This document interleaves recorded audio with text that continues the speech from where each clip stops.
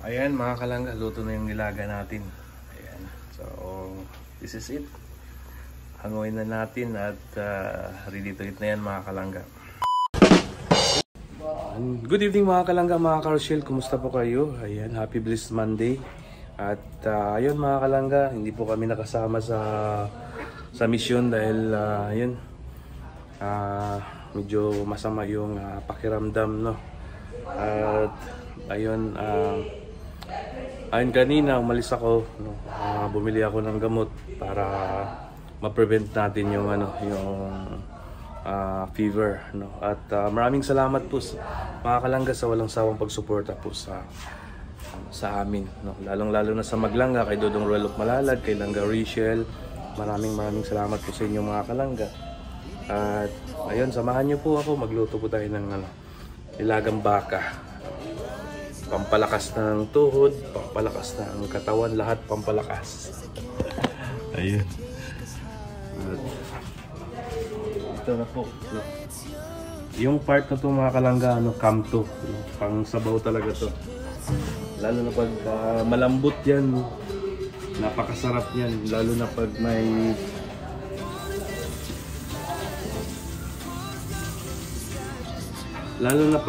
may kalamansi at saka bawang sili. Ang sarap niyan mga kalangga.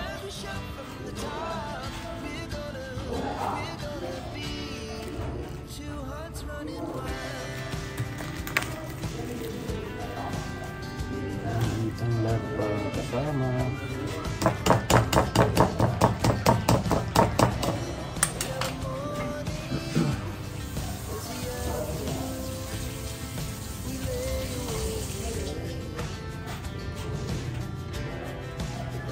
Kumusta po kayo mga kalangga?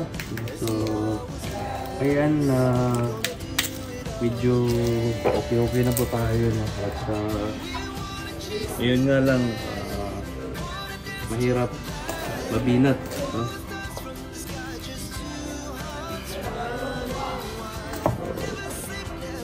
Human lang kasi tayo mga kalangga, kaya natural lang yun. Nagkakasakit.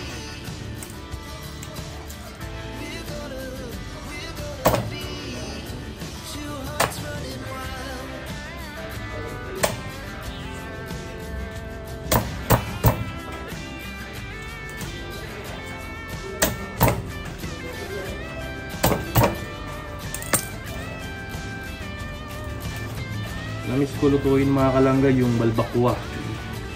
Sarap kasi ng balbakwa mga kalangga. Balbakwa. Ayan.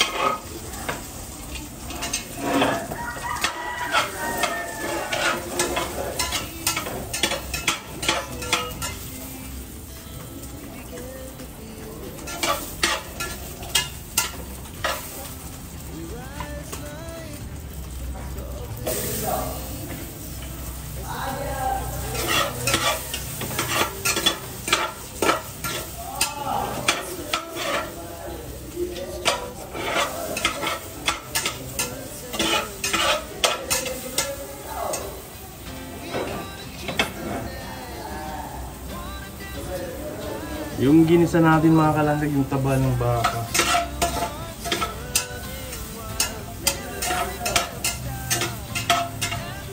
Doon tayo kumuha ng mantika. So, ayan, ang dami.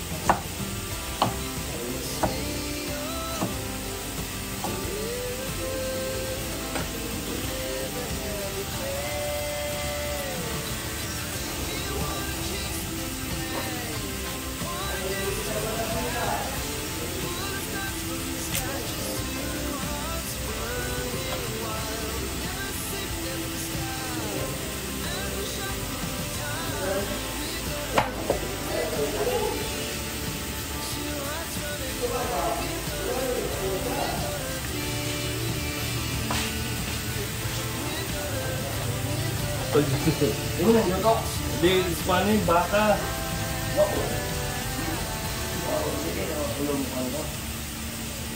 Okay man, pero...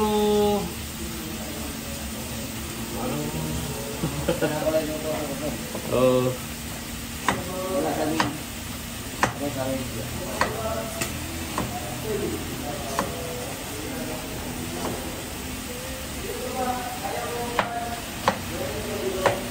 Ulan! Ulan na mga kalangga.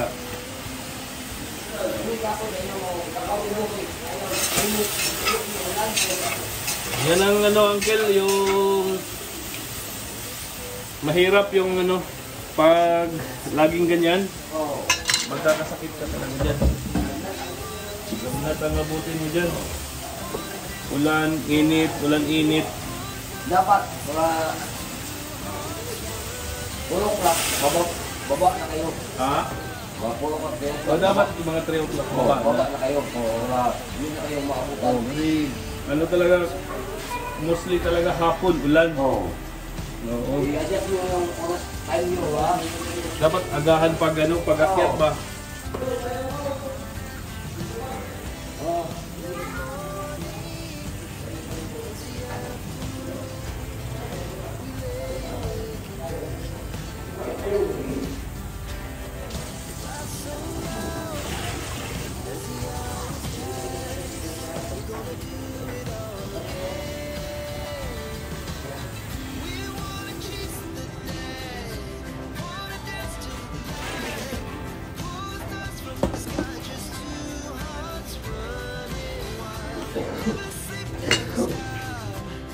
Ayun mga kalangga, mga karasyal, pakukuluan natin ng ano, 1 taon para lalambot yan.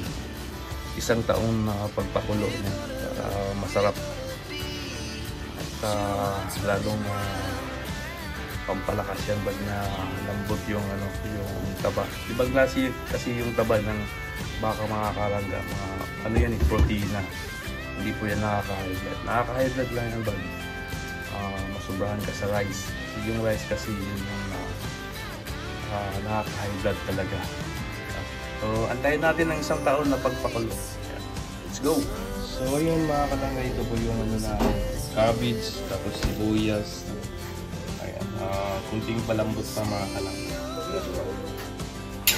Mga kalangga, yung nilagang baka natin. So, wow.